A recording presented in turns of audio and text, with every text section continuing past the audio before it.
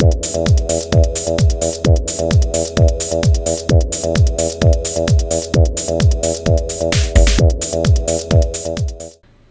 there folks, today I'd like to take a casual peek into the Avengers Movie Series Loki action figure set by Hasbro. This set is part of the initial release of hopefully more Avengers 6-inch scale action figures, and was first released in 2012 around the time of the Avengers live action movie. This set is a Walmart exclusive and cost $15.96. Taking a look at Loki here in the packaging, you can see the movie version of Loki there. Very nicely detailed, and he does come with a few accessories, namely his scepter, his helmet, and this display base. You can see here the Walmart exclusive sticker there, and we have a nice picture of Loki here on the side, as well as this side here. We have the back of the package here with a picture of the figure standing on the display base, and over here we have a description of Loki, and along the side we have other figures from the movie series. Hopefully there will be more. This is the initial movie series here of Iron Man, Hawkeye, Captain America, Hulk, and Thor. Now we'll be right back and have Loki here out of the package. Okay, we are back and we have Loki here out of the package.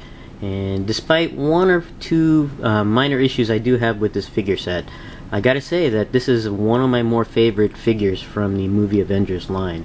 It's nicely sculpted, well painted, and decently articulated, so really not too much to complain about. First up, let's go ahead and take a look at the items that come included with the Loki figure. And we have here a display base. This comes included with every movie Avengers figure from the 6-inch line. And it's an interlocking base. You can see all the, I guess, slots and slot areas where you can actually interlock the bases together. You can form all kinds of different shapes, even vertically. So that's kind of cool. And it's got the Avengers logo there, which is pretty neat. And the stand has 3 pegs, one on each of the tiles here, where you can place the feet of the figure on. Either these two, or those two, or these two, or just one on each. I guess it really doesn't matter. Or probably one from this base and one from an interlocking base. Whatever combination you want to do. And it's a really neat base, and it's been used before on the HeroScape gaming system. So they're pretty much compatible with each other. But this comes included with the Loki figure. Now, the figure itself has 2 accessories, and we'll go over each of these. And the first one we have here is the scepter that Loki uses throughout the movie. And it's a decently sized scepter, pretty much like the one in the movie. And you can see that it's basically in this gold colored plastic with some silver paint and blue paint here. Now I understand this blue gem, like I guess piece here, is supposed to be the Mind gem, one of the gems from the Infinity Gauntlet. I thought it was part of the Cosmic Cube, but folks on the interwebs have informed me that this is the Mind gem on there. So it's never stated in the movie, but I guess those that are in the know in regards to Marvel Comics know a little bit more. So this is, I believe, is the Mind gem here, and it's decently painted, and so is the silver on here. And the only thing here is that this is a little dull here, and that's really for safety reasons here in the States. They've got regulations that need to be followed, and so they dull the tip here so it's not as sharp as it should be, like in the movie. But there is some sculpting detail you can see on the handle there, if I can get it into focus. There you go. You can see some sculpting detail along the handle there. It's actually kind of neat, and also along the blade itself you can see some extra sculpting detail, even right over here, right below the mind gem. So that's really cool. And the Loki figure does hold it decently in his left hand, better than in his right. And let me just go ahead and stick that in there. You can see he holds it pretty well, so that's kind of cool. Now the second accessory that goes with the Loki figure is the helmet. This is a removable helmet now, which is really nice. A lot of times, like in the Thor line with Thor, the helmet is sculpted as part of the head. But for the Avengers line, this is actually removable, which is really nice. And I think that Hasbro can get away with it a little bit better because the figure's close cropped hair. If his hair was out a little more like, say, Thor's, I think they would have opted to have a sculpted helmet, because it's just really hard to put a helmet with sculpted hair. And with the closeness of the hair here, Hasbro can get away with using a removable helmet, which is a really neat bonus. And speaking of the helmet here, let's go ahead and take a look at that. You can see there's a lot of detail sculpted in there. Line work on there, it's really cool. And also decently painted. This is like cast in a gold, almost yellowish color, but there is some darker gold along the bottom edge of the horn here, which is really cool. They didn't have to go to that length, but they did, and that's kind of nice. I really like it. And you can see some more of the sculpted detail on the horns itself. Now this helmet is actually made of soft plastic, soft pliable plastic. You can see you can really bend it, even the horns, so it's really soft. So for safety reasons, I guess, because if this was hard plastic, little kiddies can hurt each other with that. But still really neat that it's got this soft pliable plastic. So if it looks warped in package, don't worry too much, because it's easily shapeable there, so really to fix. Because I believe mine in the package, the helmet was kind of squished like that, but once you get it out of the package, it's not too bad. And once it's on the head of the figure, it's not bad at all. Now taking a look here at the Loki figure, and it is a really cool figure. And it looks like my battery is going to run out here. Taking a look at the Loki figure here, you can see it's a very nicely sculpted figure. Lots of details, and also really nicely painted. It's not too bad at all, and it's a really nice figure. And taking a look at the head sculpt here, you can see that the likeness to the actor that portrays Loki, I think his name is Tom Hiddleston, is pretty close. Not exact, but it's close enough where you can recognize the actor that portrays Loki there. And you can see it's a very close hair, nice and slick, you could say. And you can see it runs down to the back, and you can see some of the individual sculpt in the hair, which is nice. And one nice thing I really do like about it, there's no blue highlighting that was prone to some figures in the past to, I guess, artificially produce highlighting in the hair. But as you can see here, there is none, and it really doesn't need any. With the light source, it produces its own highlights. So that's kind of cool. And just a really nice figure, head on there. And moving down to the rest of the figure, you can see the armored form. I guess a little bit armored form. It almost looks like a leather type armor with patches of plate on there, and it's really nice and very cool. And you can also see the cape here of the figure, which is really nice, nicely sculpted there. And it is removable, and it's a simple peg in the back of the figure. You can see the peg here and the peg hole there. And what's cool about this cape here, in addition to the peg, it hooks around the shoulder to provide some stability, so that's kind of cool on there. But If you don't want it, you can just take it off, and you can see that the cape is made of a softer rubberized material.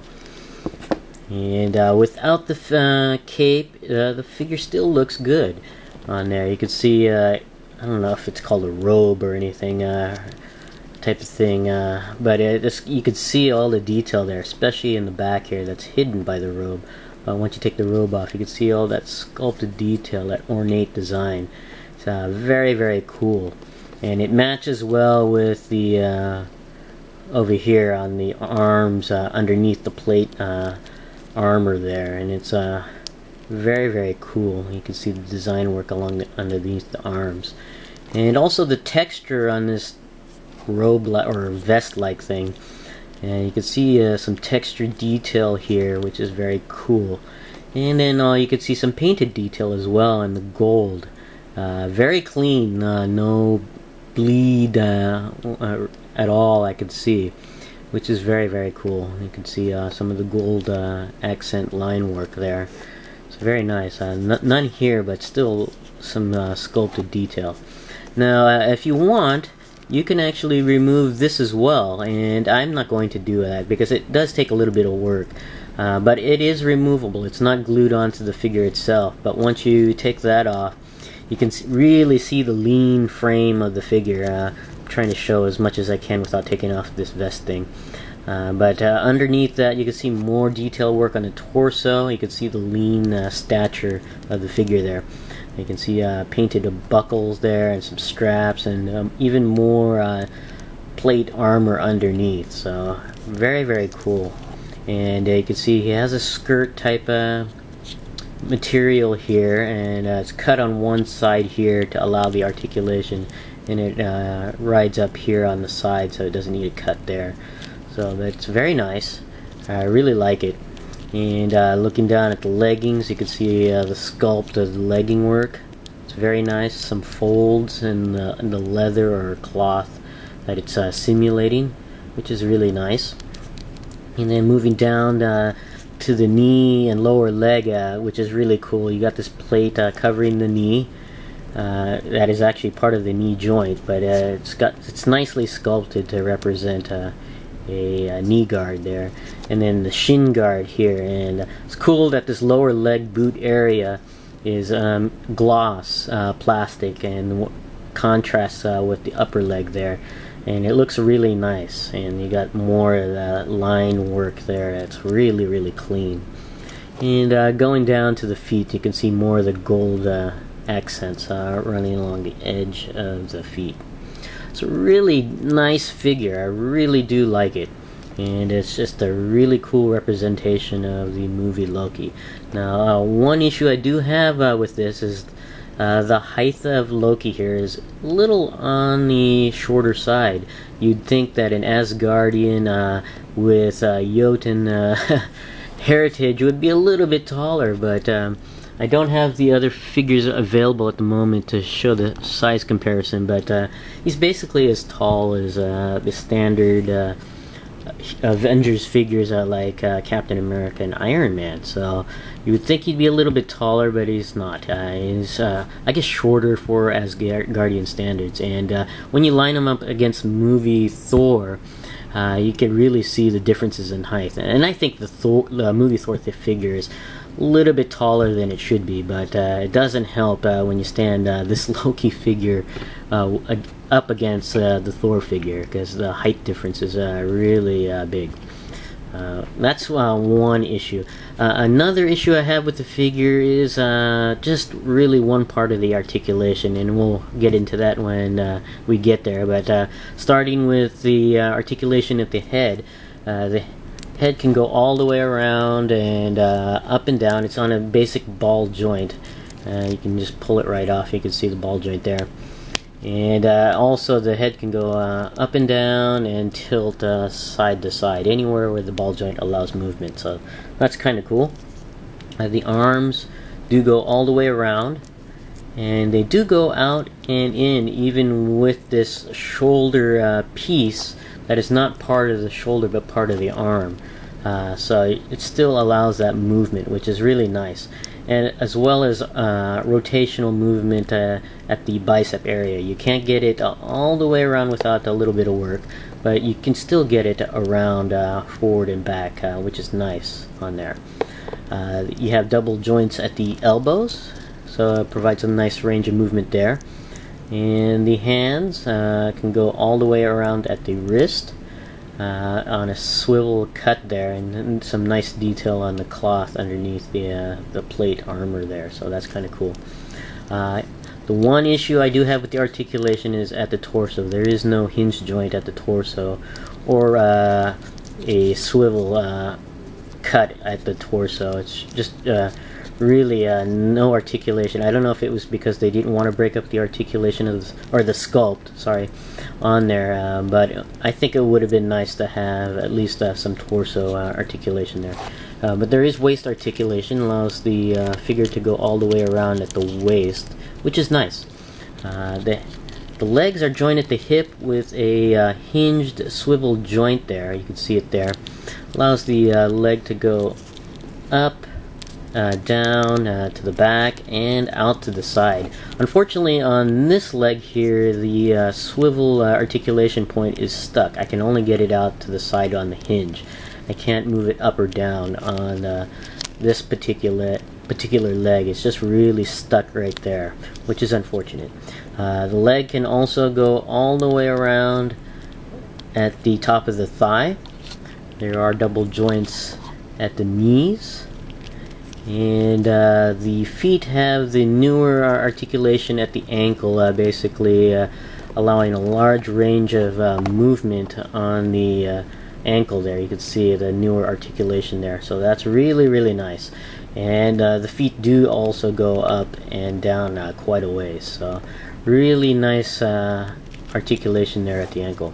Overall, I really like this figure. I like the sculpt, the paint, and other than the articulation with the torso and the stuck joint here, it's a really nice figure, and I really do like it a lot. It's one of my more favorite Avengers figures here. This is my casual peek into the Avengers movie series Loki action figure. Thanks for watching, and I'll see you guys next time.